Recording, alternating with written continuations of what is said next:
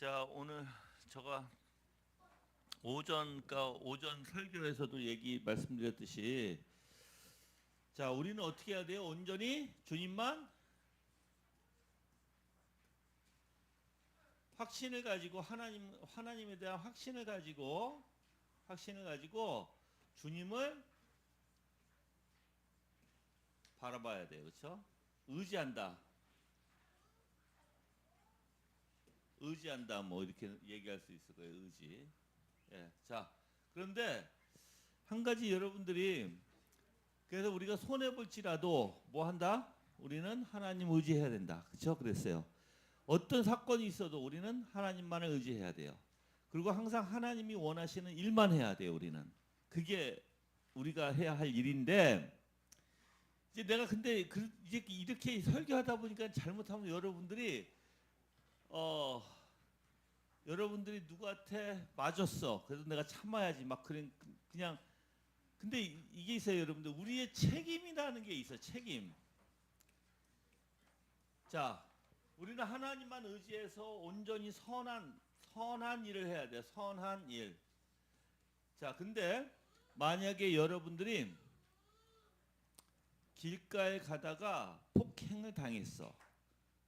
근데 나는 그리스도인이니까 선한 일만 해야 되고 내가 하나님만 바라봐야 되니까 그래도 나는 참아야지. 이게 아니에요. 그게 아니라 우리는 어떻게 해야 된다 했어요? 내가 폭행을 당하면 어떻게 해야 돼? 경찰에 신고해야 돼요. 자, 근데 경찰에 신고할 때 꼭 해야 될 게 있어. 악한 마음을 품고 하면 안 돼. 그게 우리가 해야 할 일이야. 즉 선한 일. 우리는 하나님 앞에 의지해서 우리가 경찰한테 신고하고, 이 사람이 다른 사람을 폭행 못하게 하고, 이 사람이 혹시나 뉘쳐서 회개할 수 있는 기회를 주게 되는 거예요, 여러분들. 안 그러면 어떻게 돼? 자기 멋대로 또 가서 다른 사람을 폭행할 수 있잖아. 그러면 안 되잖아. 근데 나는 이 사람이 미워서 신고한 건 아니에요.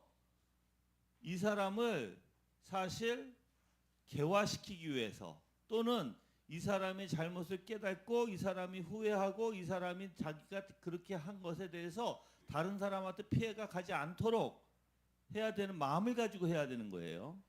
자, 만약에 내가 현우하고 룸메이트를 했어. 근데 현우가 반반 내기로 했는데 돈을 안 줘. 이번 달도 안 줘. 다음 달도 안 줘.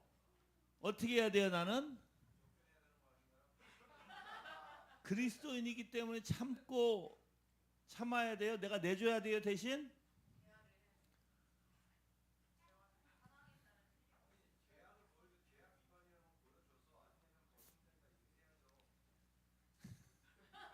자, 나는 어떻게 하실 거예요, 여러분들? 응. 근데 거짓말 할 수도 있잖아.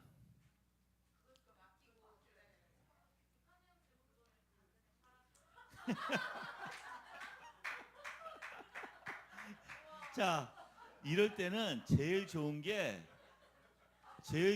대화예요. 대화. 그렇죠? 당근보다 더 좋은 게 대화야. 대화를 먼저 해봐. 어떤 상황인지. 그렇죠? 근데 진짜 예를 들어서 자기가 일을 하다가 해고를 당할 수 있잖아. 그래서 잠시 자기가 돈이 없을 수 있잖아. 그렇죠? 아니면 또 돈이 있다가 금방 어디에다 급히 쓸 일도 있었잖아요. 그렇죠? 그래서 대화를 해보고, 본인이 대화를 안 하면 내가 먼저 가서 해야 되겠죠. 어떻게 요번 달에 밀렸는데 어떻게 뭐 힘들어 하고 물어보겠죠. 그래서 이제 대화를 해서 만약에 본인이 힘든 상황이면 어떻게 해야 돼요? 그래, 그러면 내가 먼저 내줄 테니까, 그러면 다음에 있으면 갚아, 이렇게 해야 돼요. 그냥 내가 내줄 테니까 갚지 마 이런 소리는 갚아야 돼. 빌렸으니까 갚아야지. 그렇죠? 근데 이제 나는 꼭 여러분들, 우리가 갚을 때 어떤 마음을 주고 빌려줘야 돼? 그렇죠? 그런 마음이야. 나는 갚으라고 얘기는 했지만, 그래도 현우 형제 입장에서는 책임이 뭐예요? 자기는 어떻게든 갚으려고 해야 되지만 나는 꼭 그걸 받아내려고 하는 마음은 없어야 돼요. 담보를 본인은 받아. 나는 안 받을 거야. 알았지? 그래, 담보가 뭔지 알지? 그럼 뭐. 그래. 근데 여러분들, 그래서 우리가 이러한 일들이 다 우리의 책임이에요. 근데 뭐예요? 선함을 가지고 해야 돼. 선한 일을 통해서 화평하고 거룩하려고 우리가 해야 되는데, 그 예를 들어서 나는 이런 교회가 우리 교회가 안 됐으면 좋겠어요. 예를 들어서 어떤 사람이 와서 도둑질을 할 수 있잖아. 또 우리 아이들이 도둑질을 할 수 있어요. 절대 봐주지 마세요. 봐주면 그 아이는 어떻게 해요? 다음에 또 해요. 큰일 나요. 도둑이 만약에 들어와서 우리 물건을 훔쳤어요. 우리가 봐준다고 해서 그 도둑이 이미 이 정도 들어올 정도면 어느 간이 배 밖에 나온 도둑이야. 그 도둑을 교회에서 용서해 준다고 해서 그 도둑은 절대로 자기가 회개하고 하는 게 없어요. 물론 이렇게 하면 돼요. 내가 그 도둑을 잡았어. 근데 경찰한테 신고해서 넘겨. 근데 그 도둑이 그 과정 가운데 조사하는 과정 가운데 경찰하고 형사지 조사권이 넘어가잖아요. 그렇죠? 그래서 조서를 꾸미고 막 하면서 그 도둑이 정말 자기가 회개를 했다. 그러면 어떻게 해야 돼요? 물론 한번 넘어가면 그 사람은 어떻게 돼요? 내가 용서한다고 해도 그 사람 법에 넘겨져요. 넘겨질 수밖에 없고, 그러니까 그 대신에 선처를 우리가 좀 부탁을 할 수 있어요. 검사나 경찰한테 선처를 좀 부탁해서 이 사람 정말 자기가 뉘우쳤으니까 좀 검사님 좀 나도 처벌을 원치 않는데 선처를 부탁합니다라고 그렇게 해드릴 수는 있어. 근데 선처가 정말 되는지 안 되는지는 모르겠지만, 그렇죠? 자, 근데 그 대신에 분명한 거는 그냥 넘어가는 일은 안 된다. 절대로. 만약에 어린 아이가 만약에 돈을 훔쳤어. 너희들 잘 들어. 너희들 도둑 남의 물건을 훔치면 목사님은 무조건 경찰 불러. 알았어? 용서하는 일 없어. 그러니까는 왜 그래야 돼요? 아이들이 자기가 얼마나 잘못했는지 알아야 돼요. 그리고 이게 그냥 간단한 문제가 아니구나라는 걸 알아야 돼요. 근데 어른들이 그래 그냥 얘가 잘못했다고 하니까 그냥 넘어가. 잘못하면 그 아이 정말 큰 도둑 돼요. 그래서 우리 그런 것들이 우리의 책임이야. 그 대신에 우리의 마음은 뭐 해야 돼요? 악함이 없이 행동을 해야 된다는 거예요. 그게 우리의 해야 할 일이에요. 네, 네, 네,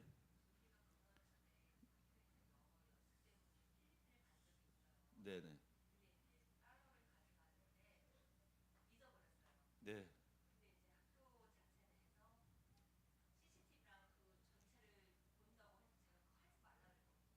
음,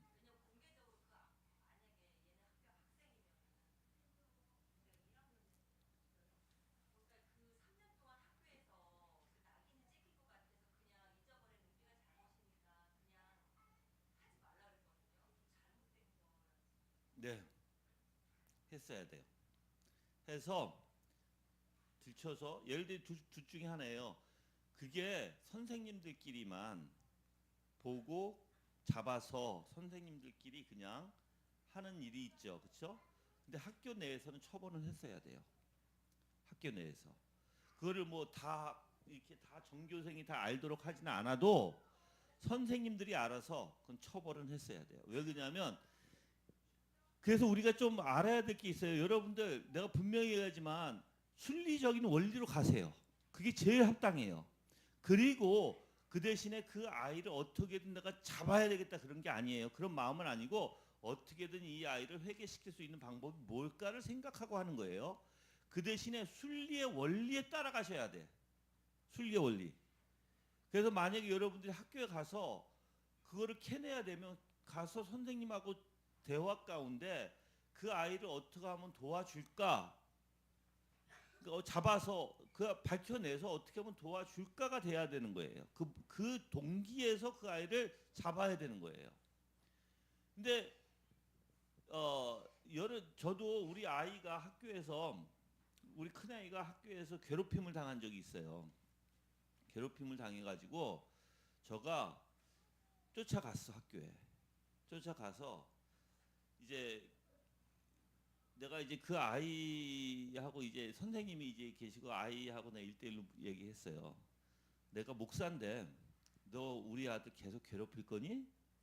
나는 그러면 괴롭힐 때마다 내가 너를 찾아와서 너 부모하고 상담해야 될 것이고, 그리고 나는 너한테 계속해서 뭐가 잘 됐는지 잘못하는지 그것을 내가 너한테 얘기할 수밖에 없고, 그리고 나는 널 가지고 1시간씩 나는 기도할 거야.